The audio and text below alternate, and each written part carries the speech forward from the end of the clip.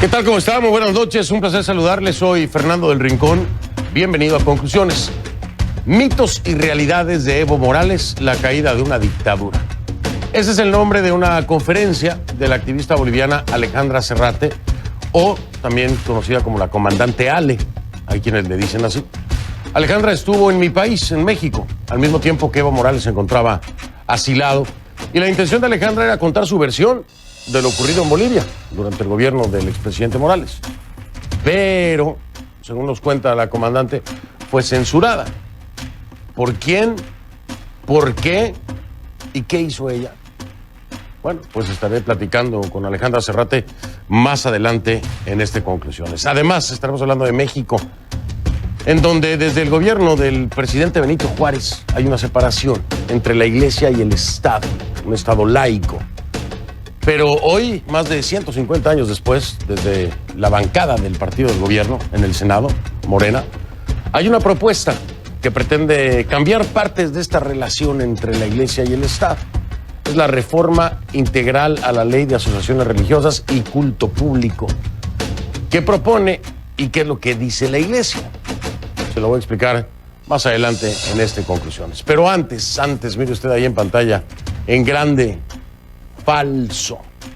En Bolivia, el Hotel Cortés aclaró a través de sus redes sociales que el comunicado, que incluso se lo presentaba yo hace una semana, la semana pasada, en el que se hacía referencia a las declaraciones, o este lunes, si no estoy equivocado, en ese comunicado que dice falso, se hacía referencia a las declaraciones del ex líder cívico Luis Fernando Camacho en este programa sobre la o las grabaciones de audio con Marco Pumari, líder cívico potosino.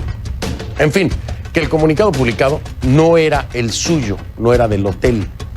Y asegura en su comunicado oficial, el que está del lado derecho, que fue enviado a esta producción, que, esto es lo que dice, este sí es de ellos.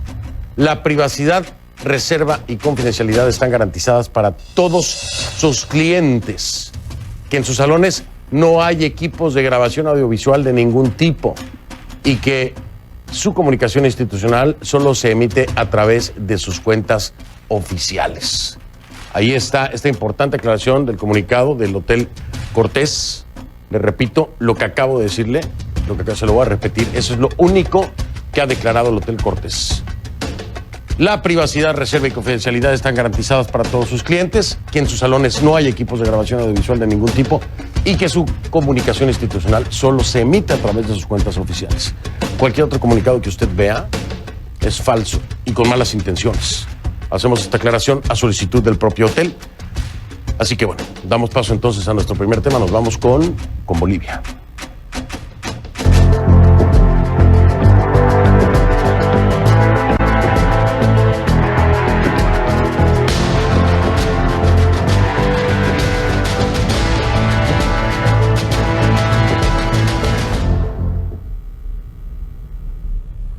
Le pido que a partir de este momento me acompañe utilizando la etiqueta numeral conclualebol. El hashtag es conclualebol, numeral conclualebol, Ale de Alejandra, Bol de Bolivia. Sus comentarios, por favor, con esta etiqueta conclualebol, a mi cuenta en Twitter, @soyfdelrincón, @soyfdelrincón. Esa es la cuenta en Twitter, conclualebol, es la etiqueta. Durante una rueda de prensa en Buenos Aires, le voy a contar, el expresidente de Bolivia, Evo Morales, dijo que desde Argentina aporta a la campaña del MAS de cara a las nuevas elecciones generales que se realizarán en Bolivia en el 2020. Morales aseguró que hacer política es su derecho y que volverá a Bolivia. Escuche. Si no me permiten entrar, voy a ver la forma de buscar, acompañado por personalidades, por la prensa, me voy a entrar allá a hacer campaña. No tengo miedo a la detención. Tantas veces he detenido, procesado. Bien, al ser consultado por CNN sobre las irregularidades encontradas en las actas de las elecciones generales en octubre, las que fueron reportadas en el informe de la Organización de los Estados Americanos, en la auditoría, Morales aseguró que ese informe, esa auditoría, pretendía incendiar a Bolivia. También vinculó el informe con las muertes registradas en Bolivia durante las protestas que desataron las denuncias de fraude electoral y su renuncia a la presidencia. Esto fue lo que dijo. Y en su informe tampoco dice que hay fraude. Lo que dice es hay irregularidades, hay observaciones, actas. Por eso hace un momento dije, de los 226 actas observadas, si son actas observadas, debe haber nuevas elecciones en esas actas, de acuerdo a las normas. Pero no. Aunque todos los votos pasarían a la derecha, igual ganamos en la primera vuelta. Bueno, hay una palabra muy importante en esa auditoría, en ese informe de la OEA, ¿no? Dolosas. Dolosas. Irregularidades dolosas. Agréguele el dolosas. Es decir, que fueron con mala intención, con el objetivo de alterar. Y de ahí es una vinculación directa con el fraude. Hay que explicárselo a Evo Morales. Dolosas. Y cuando es algo doloso, también en el ámbito legal, en el ámbito penal, en el ámbito judicial, tiene un peso que debe ser investigado. De ahí es que se vincula con el fraude. No fueron irregularidades, así nada más sueltas, irregularidades, no. Hay dolo, de acuerdo al informe de la propia OEA, que quede claro. Entonces esa palabrita hay que agregarla cuando se hable del tema, ¿no? Esto es muy importante, hace una gran diferencia. Mientras tanto, el presidente de Estados Unidos, Donald Trump, aseveró en su cuenta de Twitter que respalda al gobierno de Yanine Áñez. El mandatario escribió: apoyamos a Yanine Áñez en Bolivia en su labor de asegurar una transición pacífica democrática a través de elecciones libres. Esto es Donald Trump, ahí está en su cuenta. Denunciamos la persistente violencia y a aquellos que la provocan dentro y fuera de Bolivia. Estados Unidos está con la gente de la región por la paz y la democracia. Por supuesto, la presidenta interina respondió: agradecemos el respaldo del presidente de los Estados Unidos, Real Donald Trump, su cuenta de Twitter. Nuestra labor es pacificar nuestra patria y convocar elecciones, así como lo ha manifestado la ciudadanía. En este intercambio de tweets, mientras Evo, en contraste, declara lo que ya escuchó allá en Argentina. Ahora, de toda esta encrucijada hay muchos personajes, ¿no? Hoy vamos a hablar con Alejandra Serrate. Ella es una activista, cofundadora de la plataforma Resistencia Femenina. Alejandra la han invitado varias veces a dar charlas sobre Evo Morales en varias localidades de México. Sin embargo, la activista dice que le han cancelado estos eventos, se los cancelaron, y denuncia que la razón fue censura.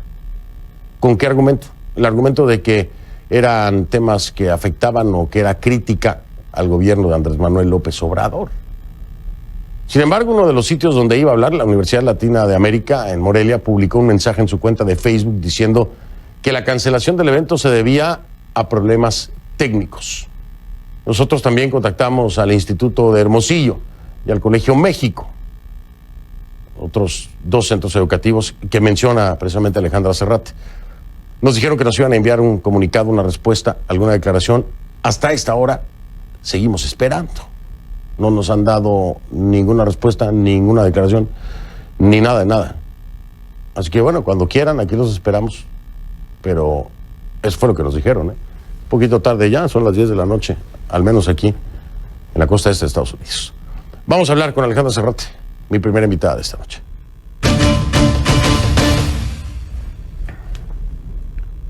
Le doy la bienvenida a Alejandra Serrate, activista y cofundadora de la plataforma Resistencia Femenina, en vivo desde Santa Cruz, en Bolivia.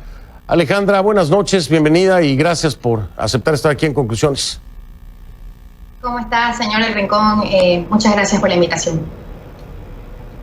Al contrario, muchas gracias a ti, Alejandra. Estuviste en mi país tratando de presentar tu ponencia, de hablar acerca de Evo Morales y la realidad que tú, como activista, tratas de difundir. Pero te topaste con obstáculos. Cuéntame cuáles fueron esos obstáculos, en qué condiciones se dieron, por lo menos la primera vez, y qué fue lo que pensaste de inmediato, qué fue lo que te dijeron. ¿Dónde estabas y cuándo fue la primera vez que no pudiste hacerlo de acuerdo a lo planeado? Bueno, primeramente yo llego a Ciudad de México el 30 de noviembre, a eso de las 5 de la tarde, y voy a cenar con uno de los organizadores, que era la persona que me acompañaba en Ciudad de México. Más o menos alrededor de las 7 de la noche suena su celular. Es una de las personas del lugar donde me cancelaron y le dice que la charla no podía ser en ese lugar que se había reservado y se había prepagado, porque era una charla que afectaba al señor Andrés Manuel López Obrador, yo me pongo muy incómoda, hago un tweet al respecto, un tweet que hasta el momento tiene casi 31.000 retweets. Claro, yo entiendo que en el país mexicano tiene muchísimos más habitantes que el mío.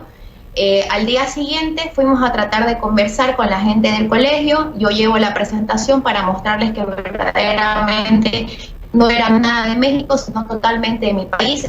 Quería mostrarle pues al pueblo mexicano todo lo que habíamos sufrido los bolivianos. Y yo sé que toda historia tiene dos caras, pero en esta situación era la cara de Evo, la cara de la mentira y la cara de toda la población boliviana que habíamos derrocado a una dictadura, y eso era lo que yo quería hablar, y siempre respetando la soberanía de este hermoso país mexicano. Realmente no quisieron ver las diapositivas que yo mostraba, así que tuvimos que realizar el evento en la calle, ahí al frente del colegio donde nos habían cancelado. El tuit que dice Alejandra fue del 30 de noviembre, si no estoy equivocado. Dice: increíble que acaba de pasar en México, lo que acaba de pasar en México. Mi derecho a la libertad de expresión ha sido totalmente vulnerada. El lugar donde iba a dar la charla Mitos y Verdades de Evo Morales, la caída de una dictadura, me cancela porque dicen que afecta al presidente López Obrador. Ese es el tuit, tiene 22.700 retweets, 30.600 likes. Y pues evidentemente esto tuvo un impacto importante, tanto así que estás aquí. ¿Por qué tiene un impacto importante? Porque primero entender, Alejandra, tú hablabas algo acerca de López Obrador, hablabas algo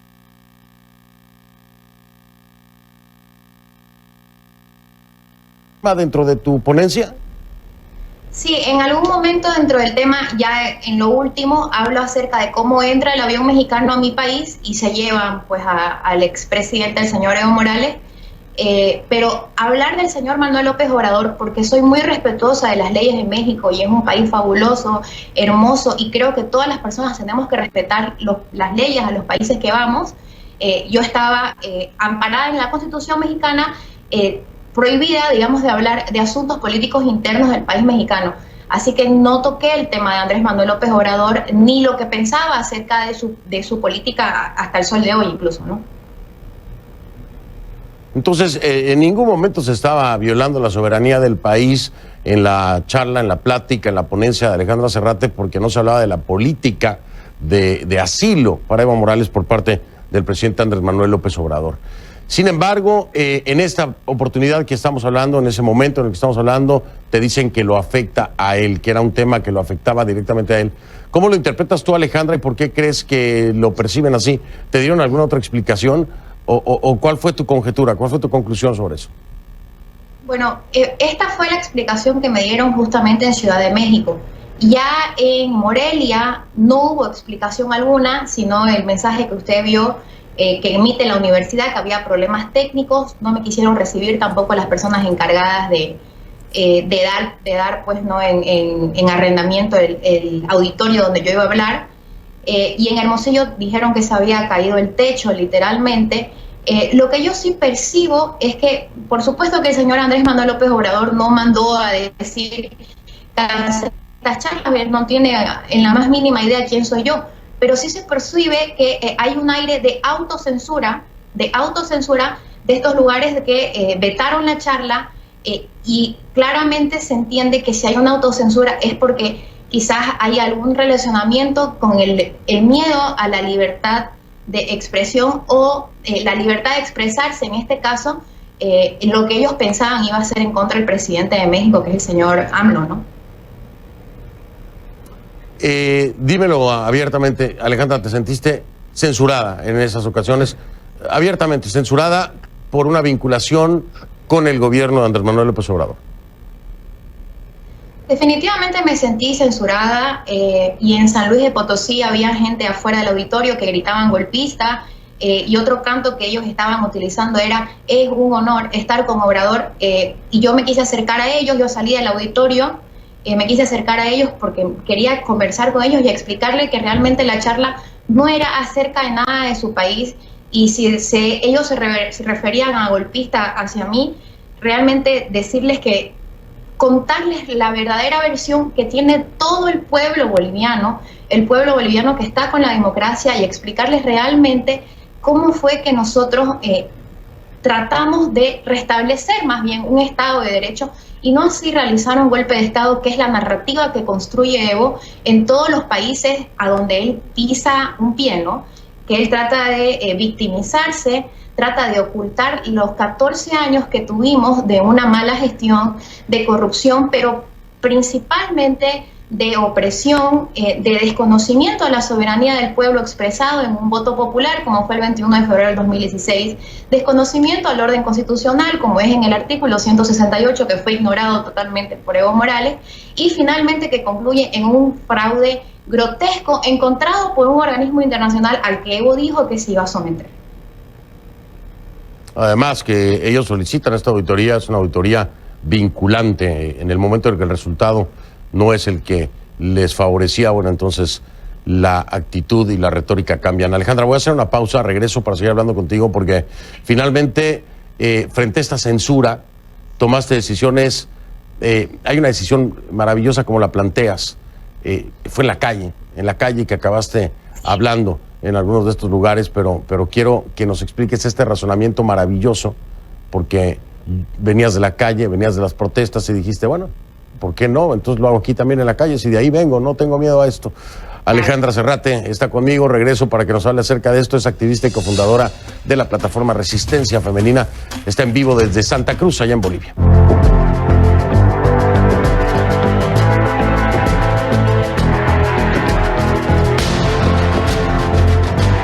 Estamos de regreso con Alejandra Serrate, activista y cofundadora de la plataforma Resistencia Femenina, en vivo desde Santa Cruz, en Bolivia. Alejandra, finalmente en los lugares donde no te permitieron presentar tu ponencia, de acuerdo a lo planeado, es decir, en un salón o en un lugar adecuado, y te quedaste ahí en ascuas, tomaste una decisión. Fue una decisión de decirlo en donde sea y como sea necesario. Cuéntame un poco acerca de ese momento. ¿Qué fue lo que pasó? Bueno, en ese momento, cuando me dicen que definitivamente no iba a poder dar la charla, yo estaba ya fuera de colegio y, bueno, yo acababa de llegar de Bolivia un día atrás y nosotros habíamos tomado pues las calles durante tanto tiempo. Fue en las calles que nosotros conseguimos liberar al Estado que estaba secuestrado por Evo Morales. Entonces, nosotros los jóvenes bolivianos y muchísimos movimientos sociales nos sentimos muy cómodos en la calle. Lo que hicimos en ese momento fue traer unos 4 parlantes, y hay una foto incluso donde yo estoy con 4 micrófonos porque habían agarrado cada parlante, y di la charla en la calle, y fue un momento muy emotivo porque llegaron bolivianos residentes en Ciudad de México y empezaron a hacer el grito. A lo último comenzaron a hacer nuestro grito, que era "¿Quién se cansa? Nadie se cansa". Y la verdad que fue un momento muy emotivo, porque realmente hay que pensar que cuando uno hace estas ponencias, habla de algo que pasó hace muchos años atrás, quizás, o muchos meses atrás, y nosotros los bolivianos era algo que acabábamos de vivir menos de 15 días atrás. Habíamos tenido prácticamente, Evo Morales fue el único presidente que yo conocí en mi vida consciente, y luego asume Yanine Áñez, así que para nosotros los jóvenes fue un momento único en nuestra historia y lo conseguimos en las calles, ¿no? Así que cuando realicé la charla en la calle de México, en el barrio Roma, me acuerdo muy bien, era el barrio Roma, no me sentí para nada fuera de lugar porque estaba muy acostumbrada. En la colonia Roma fue precisamente. Alejandra, dime algo, porque seguramente interactuaste con muchas personas, con muchos mexicanos, pero quiero que me digas honestamente si escuchabas a los mexicanos empapados del tema, si entendían lo que había pasado o si estaban completamente desinformados y desconectados. ¿Qué sentiste? ¿Qué fue lo que percibiste tú? Bueno, primeramente yo les comienzo a contar cómo es que Evo sube al poder de manera democrática. Les relato toda la historia de Bolivia en muy poco tiempo, en los últimos 14 años. Les cuento de la represión de los indígenas del Titnis, se quedan totalmente asombrados, era una situación de los que ellos no estaban enterados. Les muestro videos de la represión que sufrieron los discapacitados en mi país hace muchos años, en el año 2008. Tampoco conocían la situación, no conocían lo del 21 de febrero del 2016, pero lo que yo sí le puedo decir, Fernando, es que a lo último de la charla cuando muestro realmente lo que conseguimos los bolivianos en las calles, lo que consiguieron movimientos sociales, policías, jóvenes, mujeres, tantas, pero tantas personas, amigos que se unieron para salir y bloquear y estar en la calle y pedir un derecho que es tan innato en nosotros como es la libertad y la democracia. Había muchas personas que comenzaron a llorar. Para mí también era realmente muy emotivo porque había pasado, hace pocos días. Entonces, cuando yo le explico al mexicano que Evo estaba dispuesto a matar por quedarse en el poder y nosotros estábamos dispuestos a morir por la democracia, realmente había muchas personas que se emocionaban y lloraban conmigo, o realmente entendían la importancia de cuidar y de preservar la democracia en todos los países de Latinoamérica. Ale, ¿por qué decides ir a México? ¿Por qué decides ir a México a hablar y no a Argentina o a cualquier otro país? ¿Es por la presencia de Evo Morales? ¿Crees que eso fue lo que te motivó? ¿Porque Evo Morales estaba como asilado? Totalmente. El momento que yo veo que Evo Morales sale del país y que en este país hermoso que es el país mexicano tiene el mismo aparato comunicacional y la misma amplitud para llegar a tanta gente que lo tenía en Bolivia, porque el Ministerio de Comunicación en mi país era uno de los 3 ministerios con mayor presupuesto, y yo recibo la invitación de una persona totalmente desconocida, realmente no hubo dudas para mí, porque este es el momento más orgulloso de los bolivianos, donde pudimos salir de una dictadura a luchar por una democracia, habiendo tomado siempre el lado de la no violencia. Entonces, cuando yo recibo esta invitación, estando Evo Morales allá, para mí no había duda que yo tenía que estar ahí y contar la verdad acerca de millones de bolivianos, y que no solamente se escuche la voz de esta persona, que era una persona mentirosa, que no estaba contando la verdad, y yo poder, aunque sea a la poca gente que llegue, poder haberle contado no solamente acerca de la valentía de los bolivianos, de los ciudadanos, sino también la verdadera historia y todo lo que sufrimos en los últimos 10 años. Ale, la última pregunta. ¿Vas a hacer lo mismo en Argentina? ¿Tienes pensado ir a Argentina o no? Ahora tuve una entrevista con el señor Carlos Valverde en la mañana cabalmente, y él me dijo que tenía los contactos para hacer lo mismo en Argentina. Lo cual, si se presenta la oportunidad, yo estaría contentísima de ir, porque realmente creo que es necesario destruir la narrativa que construyó Evo Morales en los últimos 10 años a nivel internacional. Nosotros prácticamente estábamos en una isla donde nuestros gritos eran ahogados por el aparato comunicacional que había construido Evo Morales alrededor del país. Entonces, todos los bolivianos en el extranjero que también se organizaron en esta revolución, que no viene solamente en los últimos, digámoslo así, 2 años, sino son 10 años que personas defensoras de los derechos humanos, movimientos sociales, grupos que nacieron hace tanto como Me Comprometo con Bolivia, Se Prendió el Mechero, Resistencia Femenina, Ríos de Pie, comparsas, grupos de amigos, familiares, colegas que se unieron para tratar de recuperar la democracia, no puede quedar es solamente una historia que va a ser escrito para nuestros libros acá en Bolivia, sino es algo que se tiene que enterar el mundo, porque lo que hicimos fue tremendo y luchamos por lo que nosotros más queríamos, que era tener la libertad de escoger quién nos representaba y quién es el mandatario. Y eso será necesario en el 2020, y es un hecho, tiene que ocurrir, y ustedes tendrán la gran responsabilidad de decidir quién será su próximo presidente o presidenta. Alejandra Serrate, bueno, no fue la ponencia, Ale, pero esta ventana es internacional, así que tal vez mucha gente que quería escucharte lo hizo. Muchísimas gracias por haberme acompañado, Alejandra, y mucha suerte para lo que viene, ya sea en Argentina o ahí en tu país. Muchísimas gracias por la invitación. Yo feliz siempre de hablar de lo orgulloso que estamos en este momento de ser bolivianos y de haber hecho todo lo posible para recuperar nuestra democracia, y que sí lo hayamos logrado. Gracias Alejandra Serrate, activista y cofundadora de la plataforma Resistencia Femenina, me acompañó en vivo desde Santa Cruz, allá en Bolivia.